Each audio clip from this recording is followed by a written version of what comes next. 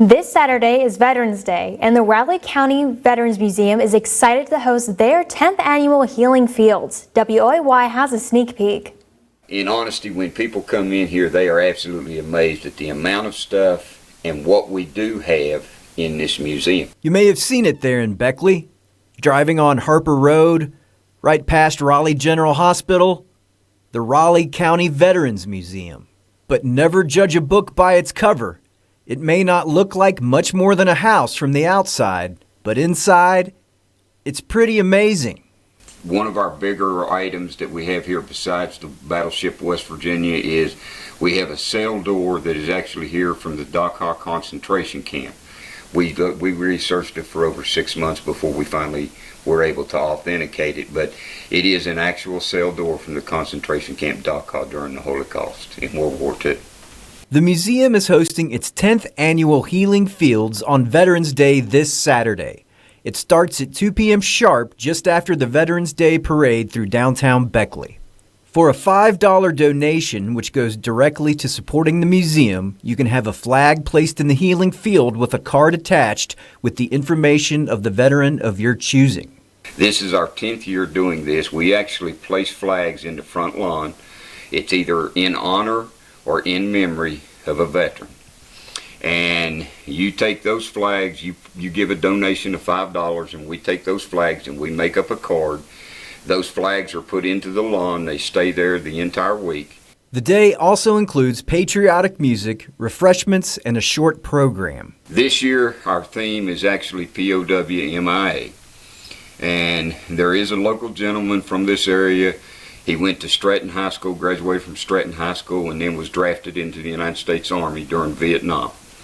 And his name was Robert Hunt, and he actually was a POW MIA. An MIA, he actually went into combat, and then nobody ever seen anything from him afterwards.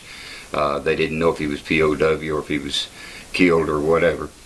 That was in 1968, and then in 1978 the government changed his designation as to killed in action. And so his family lives in Ohio somewhere, and they will actually be here this year for the Healing Fields, and they will be our guest honorees. After the program, you'll get the opportunity to take a tour through the museum and see the very impressive collection of artifacts. And I've had people in here and they say that they have been to national museums, and we have as much stuff that can rival a national museum as far as our artifacts and things go. There is also a model of the USS West Virginia, a battleship which was sunk at Pearl Harbor yet repaired and returned to service. The USS West Virginia was present in Tokyo Bay on September 2nd, 1945, when Japan surrendered.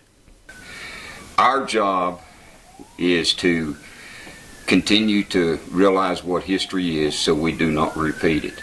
This is something that is dear to my heart because I don't want to see us go to war unless it's an absolute necessity. We have not learned it yet as a nation, and we need to learn it.